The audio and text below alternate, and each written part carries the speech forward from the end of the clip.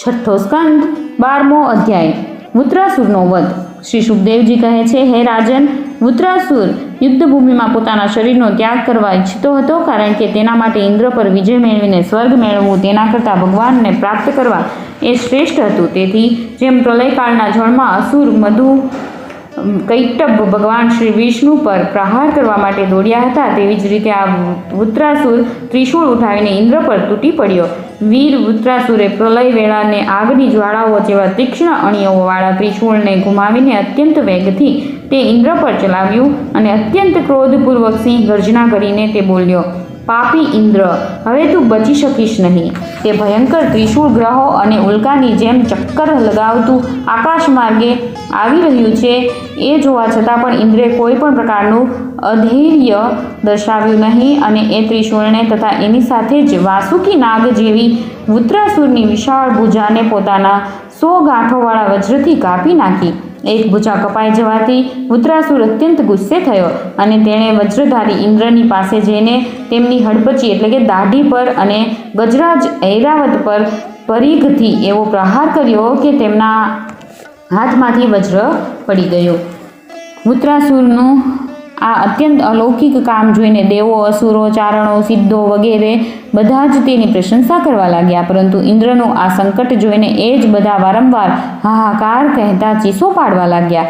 હે પરીક્ષિત, તે વજ્ર ઇન્દ્રના હાથમાંથી છૂટી જઈને વૃત્રાસુરની પાસે જ જઈ પડ્યું હતું, તેથી લજ્જિત થયેલા ઇન્દ્રે તેને ફરીથી ઉઠાવ્યું નહીં।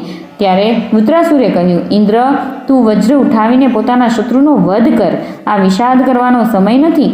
સાંભળ, સર્વજ્ઞ સનાતન આદિ પુરુષ શ્રી ભગવાન જ જગતની ઉત્પત્તિ, સ્થિતિ અને પ્રલય કરવાને સમર્થ છે। તેમના સિવાય દેહાભિમાનીઓ અને યુદ્ધ માટે ઉત્સુક આતતાઈઓને હંમેશા વિજય જ મળે છે એવું નથી। તેઓ ક્યારેક જીતે છે તો ક્યારેક હારે છે। આ બધા લોકો અને લોકપાલો ઝાડમાં ફસાયેલા પક્ષીઓની જેમ જેની આધીનતામાં વિવશ થઈને ચેષ્ટાઓ કરે છે, તે કાળ જ સૌના જય અને પરાજયનું કારણ છે। તે કાળ જ મનુષ્યના મનોબળ, ઇન્દ્રિય બળ, શરીર બળ, પ્રાણ, જીવન અને મૃત્યુ રૂપે રહેલો છે। મનુષ્ય તેને નહીં જાણતા જડ શરીરને જ જય પરાજય વગેરેનું કારણ સમજે છે। હે ઇન્દ્ર, જેમ કઠપૂતળી અને યાંત્રિક હરણ તેમના નચાવનારાને આધીન હોય છે, તેવી જ રીતે તું સમસ્ત પ્રાણીઓને ભગવાનને આધીન જ સમજ। ભગવાનના કૃપા પ્રસાદ વિના પુરુષ, પ્રકૃતિ, મહતત્વ, અહંકાર, પંચમહાભૂતો, ઇન્દ્રિયો અને ચારે અંતઃકરણ આમાંનો કોઈ પણ જગતની ઉત્પત્તિ વગેરે કાર્યો કરવાને સમર્થ થઈ શકતા નથી। ભગવાન જ સૌનું નિયમન કરે છે, એ વાત જે જાણતો નથી તે જ મનુષ્ય આ પરતંત્ર જીવને સ્વતંત્ર કરતા અને ભોગતા માની લે છે। વાસ્તવમાં તો સ્વયં ભગવાન જ પ્રાણીઓ વડે પ્રાણીઓની રચના કરે છે અને તેમના જ વડે તેમનો સંહાર કરે છે। જેમ ઈચ્છા ન હોવા છતાં પણ સમય વિપરીત હોવાને લીધે મનુષ્યને મૃત્યુ, અપયશ વગેરે પ્રાપ્ત થાય છે, તેવી જ રીતે સમય સાનુકૂળ હોય તો ઈચ્છા ન હોવા છતાં પણ તેને આયુષ્ય, લક્ષ્મી, યશ, ઐશ્વર્ય વગેરે ભોગો પણ મળી જાય છે।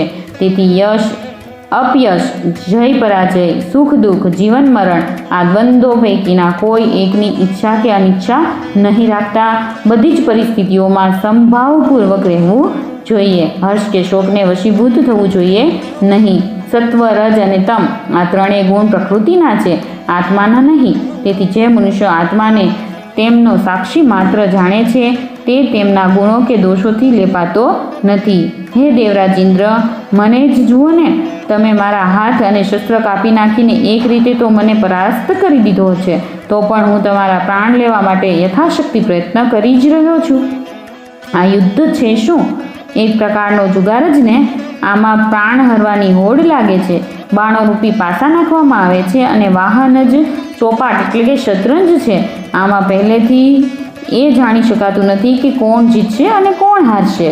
શ્રી સુખદેવજી કહે છે, હે પરીક્ષિત, વૃત્રાસુરના આ સત્ય અને નિખાલસ એટલે કે કપટ વિનાના વચનો સાંભળીને ઇન્દ્રે તેનો આદર કર્યો અને પોતાનું વજ્ર જમીન પરથી ઉપાડી લીધું। એ પછી કોઈ પ્રકારનું આશ્ચર્ય નહીં પામતા તેમણે સ્મિત હાસ્યપૂર્વક વૃત્રાસુરને કહ્યું। દેવરાજ ઇન્દ્રે કહ્યું, અહો દાનવરાજ, સાચે જ તમે સિદ્ધ પુરુષ છો અને તેથી જ તો તમારું ધૈર્ય, નિશ્ચય ભાવ અને ભગવત ભાવ આટલા વિલક્ષણ છે. તમે સમસ્ત પ્રાણીઓના સુહૃદ આત્મ સ્વરૂપ જગદીશ્વરની અનન્ય ભાવે ભક્તિ કરેલી છે. લોકોને મોહિત કરનારી ભગવાનની માયાને તમે અવશ્ય પાર કરી ગયા છો અને તેથી જ તો તમે અસુરને અનુરૂપ ભાવો ત્યજીને મહાપુરુષ થઈ ગયા છો.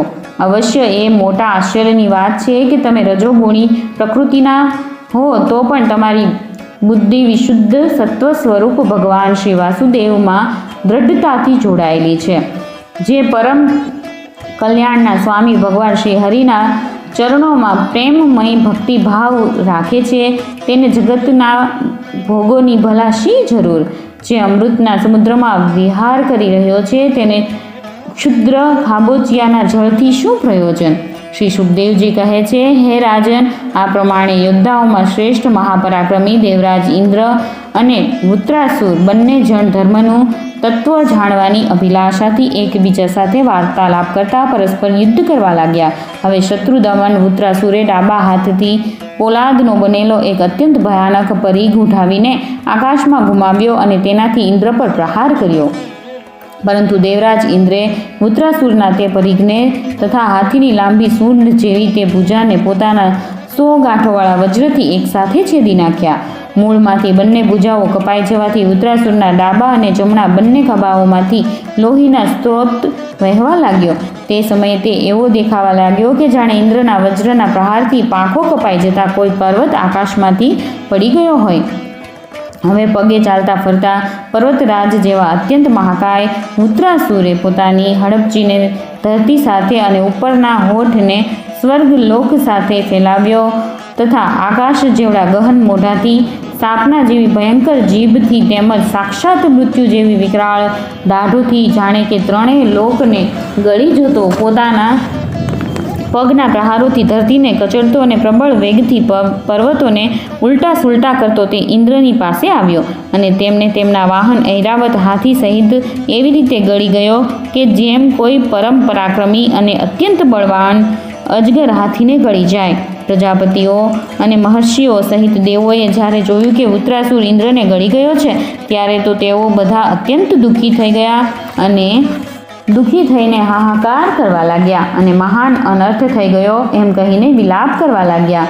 બલ નામના દૈત્યનો સંહાર કરનારા દેવરાજ ઇન્દ્રે મહાપુરુષ વિદ્યા એટલે કે નારાયણ કવચથી પોતાને સુરક્ષિત કરી રાખ્યા હતા અને પોતાની પાસે યોગમાયાનું બળ તો હતું જ. તેથી વૃત્રાસુરે તેમને ગળી લેવાથી તેના પેટમાં જવા છતાં પણ તેઓ મર્યા નહીં. તેમણે પોતાના વજ્રથી તેનું પેટ ચીરી નાખ્યું અને તેના પેટમાંથી બહાર આવીને ભારે વેગપૂર્વક તેનું પર્વતના શિખર જેવડું ઊંચું મસ્તક છેદી નાખ્યું. સૂર્ય વગેરે ગ્રહોની ઉત્તરાયણ દક્ષિણાયનની ગતિમાં જેટલા દિવસો લાગે છે તેટલા દિવસોમાં એટલે કે પૂરા 1 વર્ષમાં વૃત્રાસુરના વધનો યોગ ઉપસ્થિત થતાં ઘૂમતા તે તીવ્ર ગતિવાળા વજ્રે તેની ગરદનને બધી બાજુએથી છેદી નાખીને તેને ધરતી પર ઢાળી દીધો. તે સમયે આકાશમાં દંદુભીઓ એટલે કે નગારા વાગવા લાગ્યા. મહર્ષિઓ સહિત ગંધર્વો, સિદ્ધો અને વૃત્રાસુરનો વધ કરનાર ઇન્દ્રના પરાક્રમને સૂચિત કરતા મંત્રોથી તેમની સ્તુતિ કરીને ભારે હર્ષોલ્લાસ સાથે તેમના પર પુષ્પવૃષ્ટિ કરવા લાગ્યા. હે શત્રુદમન પરીક્ષિત, તે સમયે વૃત્રાસુરના શરીરમાંથી તેની આત્મજ્યોતિ બહાર નીકળી અને ઇન્દ્ર વગેરે સૌના જોતા જ સર્વલોકાતીત શ્રી ભગવાનના સ્વરૂપમાં લીન થઈ ગઈ. 6થા સ્કંદ અંતર્ગત વૃત્રાસુરનો વધ નામનો 12મો અધ્યાય સમાપ્ત.